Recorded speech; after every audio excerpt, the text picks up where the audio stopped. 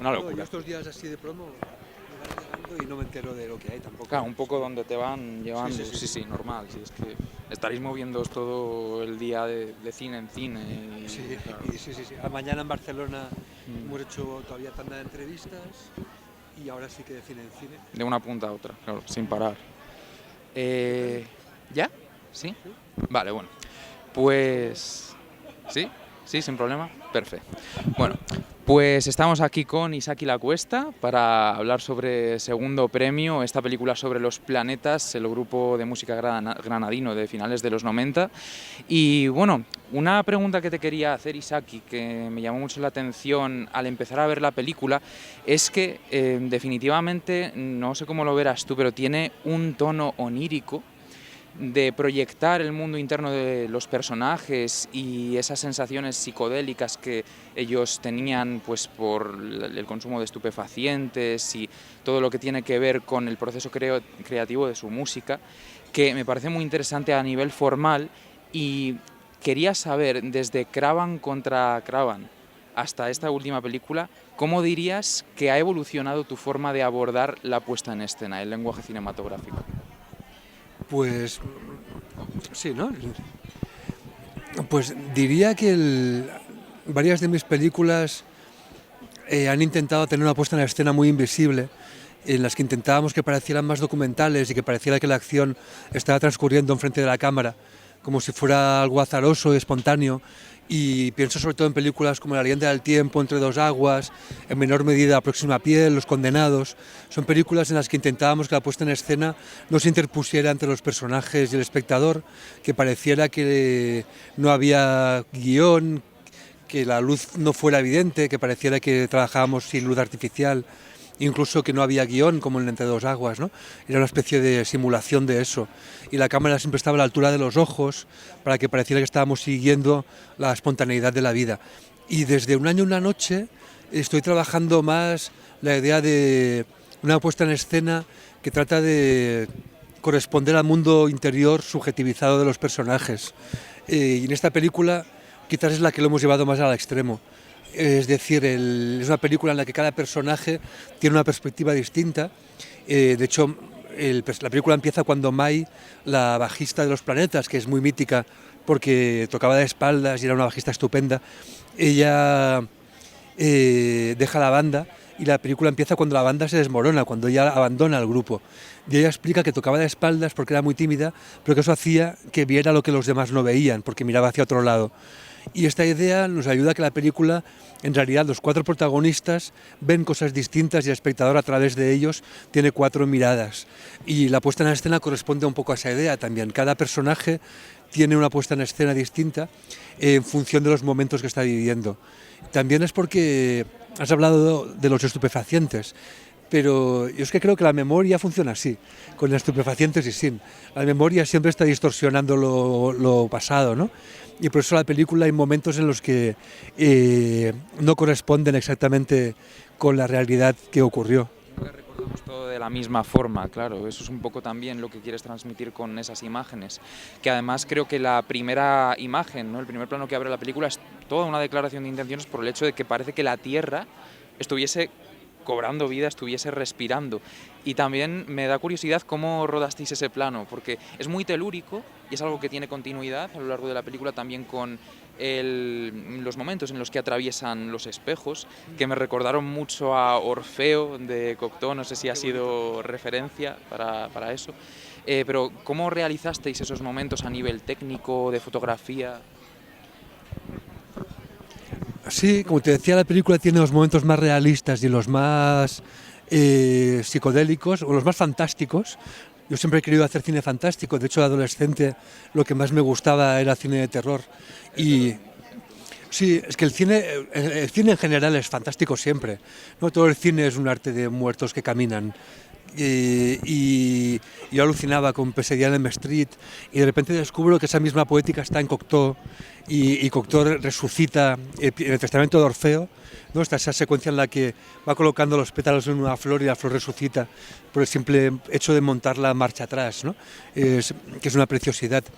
Esa secuencia del espejo en realidad no viene de Cocteau, viene de que cuando estrené Un año y una noche en Ámsterdam, de hecho estábamos en una fiesta con Paco León y con la gente del Festival de Ámsterdam, y de repente estábamos bailando y dicen, mira, vamos a la otra fiesta que es buenísima, la fiesta buena está allá. Y nos acercamos y era un espejo. Y pensé, esto lo voy a meter en la próxima película, porque me pareció un momento, una especie de gran metáfora de la vida, ¿no? Siempre pensamos que la fiesta buena está al otro lado y cuesta darte cuenta cuando la fiesta buena está siendo tú.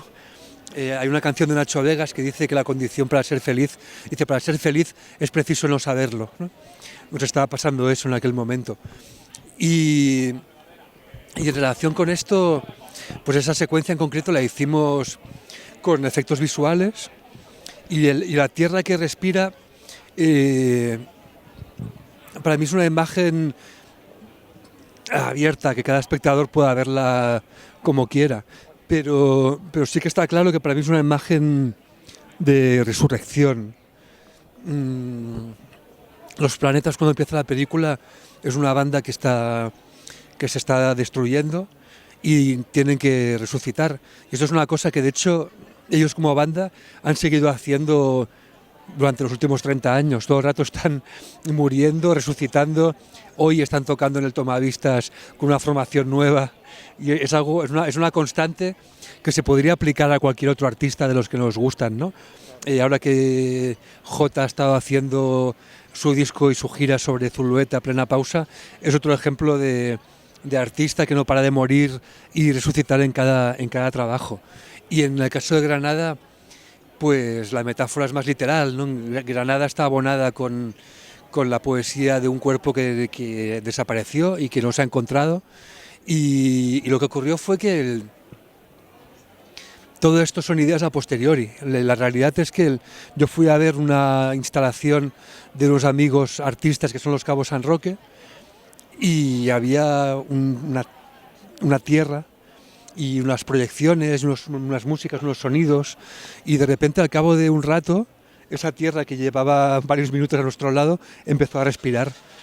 Y yo estaba preparando la película y pensé, creo que en la obra, en la instalación hablaban de Ucrania, pero yo pensé en Granada, en las fosas, en los zombies y el mundo fantástico que están afín a los planetas, a su imaginario y también al mío. Y les pedí a los Cabos San Roque que hicieran... Ellos trabajan haciendo música y conciertos con máquinas. Ellos inventan instrumentos con máquinas, son medio arquitectos, medio ingenieros, músicos, y trabajan eso con aparatos que hacen música,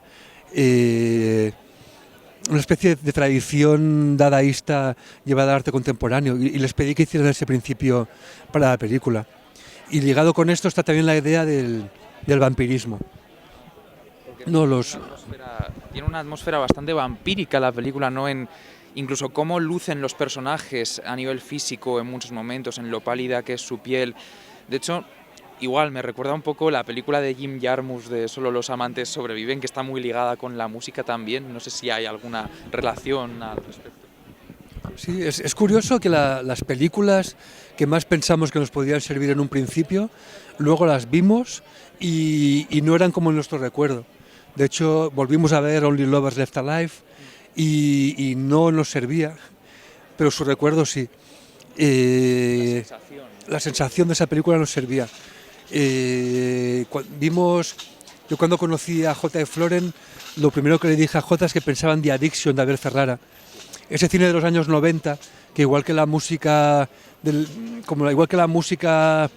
eléctrica de los 90, de repente consigue un público bastante amplio, más amplio de lo que parecía que estaba predestinado. Y es ese momento en el que se estrenan películas de Ferrara, de Jim Jarmusch, y llegan a los cines con normalidad, de Hal Hartley. Pues yo pensaba en Ferrara, y luego vuelvo a ver The Addiction y veo que no me sirve para la película. Pero esa idea de una película en la que los vampiros son heroinómanos, pues nos servía completamente, y también es algo que corresponde mucho con la vida del artista, que todo el rato está aprovechando, igual que te contaba esto, a mí una noche me ocurre lo del espejo y estoy vampirizando mi vida para meterlo en una película. Llega un punto en el que cuesta saber, a mí eso ya se me pasó, pero llega un punto en el que cuesta saber si estás viviendo para contarlo, para convertirlo en una canción, o estás viviendo de verdad, ¿no? Y y artistas como el Jota de la película, como el cantante de la película, y la guitarrista no, pero el cantante sí, tiene algo de vampiro de experiencias de los demás y que termina vampirizándose a sí mismo también, ¿no? Termina literalmente mordiéndose de dolor, porque todo este tipo de experiencia pues es dolorosa también, ¿no? Cuando la vives a fondo y de verdad, y uno se pregunta si merece la pena o no, si tiene un sentido, ¿no? Entonces sí planteábamos con Takuro Takeuchi la fotografía y luego en consecuencia con el equipo de arte, con el equipo de maquillaje y peluquería, esta idea de es una película de vampiros, ¿no? Cuando ensayan de día tienen que cerrar las cortinas y cuando salen de día pues quedan sobreexpuestos, son como vampiros que han salido demasiado temprano y es el mundo de Mai, que es el mundo luminoso que los sobreexpone, ¿no? Sí, porque además es interesante cómo los actores expresan esa sensación también de algo mortecino, ¿no? De alguna manera, porque son como muertos vivientes casi a lo largo de la película, la manera en la que hablan, ¿no? Su dicción, el tono, su manera de moverse. ¿Cómo afrontaste la dirección de actores desde ese punto de vista y cómo fue el proceso de casting también? Sí, en este sentido, en general no buscamos que actuaran como vampiros, sino como granaínos. Luego ya si hay una afinidad entre un concepto y otro, eso ya lo dejo a vuestra visión. Sí. O sea, no fue una cosa que buscáramos ahí, sí que buscábamos que el personaje que interpreta Cristalino, el guitarrista, pues él es un yonki, está enganchado, y entonces sí hay algo de vampirismo en ese sentido. Si es alguien... Sangre, ¿no? Buscar la sangre. Si hay una palidez alienígena que el personaje lleva de saque y está en su forma de moverse, y en el caso del cantante es algo progresivo, que va apareciendo a medida que los dos personajes se cruzan. Cuando uno se limpia, el otro termina ocupando su espacio, ¿no? Y Al otro, ¿no? De alguna forma. sí, y se vampiriza mutuamente también, sí, y consecutivamente. Luego también es que a veces se habla de las drogas como si fueran iguales para todos, y no son iguales para todos, y son iguales para una persona en función del momento. Y esto se ve en la película también, cómo tiene consecuencias distintas para cada uno de ellos, ¿no? Pero sí que a medida que avanzaba la película, pues un personaje se desvampiriza y el otro se va vampirizando. Claro, porque no todos reciben, digamos, el dolor de la misma forma y además es curioso lo que comentabas, ¿no? Del proceso creativo y de cómo filtrar uno su propia vida a través del arte, porque es lo mismo que hacen ellos también, ¿no? Ellos a través de su música lo que hacen es expresar, ¿no? Y relatar su propia experiencia para convivir con ello, ¿no? De la mejor forma posible, y supongo que esa idea o esa tesis no está detrás también de toda la película. Sí, también es bonito que no sabemos si realmente cuentan su vida o solo fingen hacerlo, ¿no? Está ese verso tan bonito, esa estrofa tan bonita de Pessoa que dice que el poeta es un fingidor porque finge que es dolor hasta el dolor que en verdad siente, ¿no?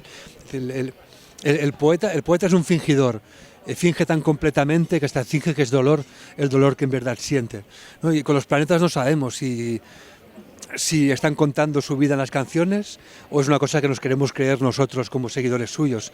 En cualquier caso, Jota es muy hábil consiguiendo transmitir esa veracidad, ¿no? Sí consigue que pensamos que es verdad.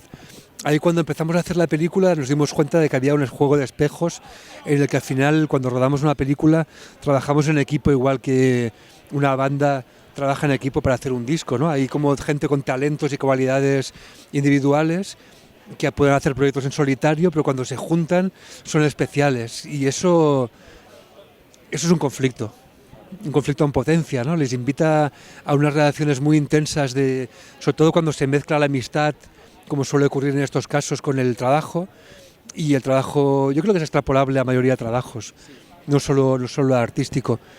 Pero ahí se necesitan, y es una necesidad que cae casi en la adicción, que está muy cercana al amor, literalmente al amor, y por lo tanto al despecho, y por lo tanto a la frustración y a una condena, ¿no? Hay algo de bendición y condena simultánea. Totalmente de acuerdo, y además también partiendo de esa idea del amor, la película supone una oda al amor fraternal, ¿no? A la amistad, de alguna forma, y me parece interesante preguntarte, ¿cómo fue hablarlo con el grupo? Porque me imagino que tuvisteis conversaciones con ellos, ¿no? De si compartían vuestra visión o no de la película y de cómo retratabais su relación, ¿no? En muchos momentos. ¿Cómo fue ese proceso? Pues respecto a esta idea, yo cuando conozco a J. Floren, ellos llevan 6 años hablando con la productora y con Fernando Navarro, que es el origen del proyecto. O sea, es una película que cuando me la proponen yo la acepto y la hago mía. O sea, yo no distingo entre películas de encargo y películas mías, me da igual de dónde salga la idea. A mí si una idea me apasiona, la hago mío y ya te digo, o sea, igual que John Ford, a que no me puedo comparar en nada, pero que muchas veces partía de ideas ajenas, la mayoría de las veces no escribía ni los guiones, pero luego tenía su mirada. Yo, salvando las distancias infinitas, pues hago mis películas y intento buscar la intersección, intento contar mi vida reflejándome en la de ellos, ¿no? Pero el proyecto no nace de mí, el proyecto nace de un guionista y de un productor. Y luego se lo encargan a Jonas Trueba, trabajan 6 años en ello y llega un momento en el que Jonas y yo somos muy amigos y él me contaba la historia y me cuenta que la va a abandonar porque no puede, porque es un proyecto en el que ha pasado tanto tiempo que ya no es su proyecto esencial y lo abandona, una cosa que ocurre muy frecuentemente.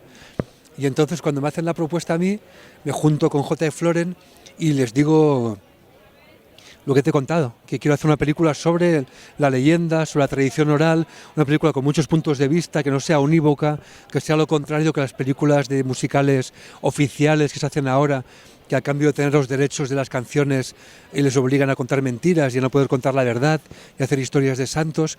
Les cuento que me imagino una película de vampiros y fantasmas y les digo que me imagino una película de vaqueros gays, pero yo ahí no sé si estoy gastando una broma o estoy diciendo de verdad, son intuiciones y nos reíamos.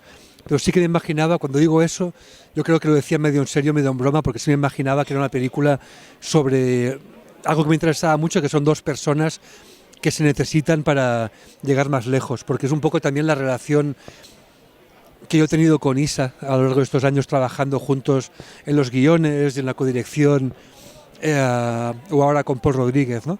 Es un tipo de relación que conozco muy bien y que yo interpreto en Los planetas de la manera que yo he sentido, pero que no tiene por qué haber sido así en ellos necesariamente. De hecho, probablemente ellos asegurarán que no fue así. Bueno, pues creo que tras esta pregunta nos queda ya poco de entrevista, entonces nada, agradecerte mucho por tu tiempo, por haber respondido tan generosamente a todas las preguntas y como último punto, ¿tienes pensado en algún momento hacer una película puramente de género fantástico? Pues en la próxima película se acerca más al fantástico, pero también desde un realismo muy grande. No tengo ningún proyecto así, pero sí me gustaría hacerlo, sí. Bueno, en todo caso ha sido un gusto poder hablar de cine. Igualmente, bueno, pues esperamos verla pronto, esa película, y nada, vayan a ver Segundo Premio al Cine. Muchas gracias.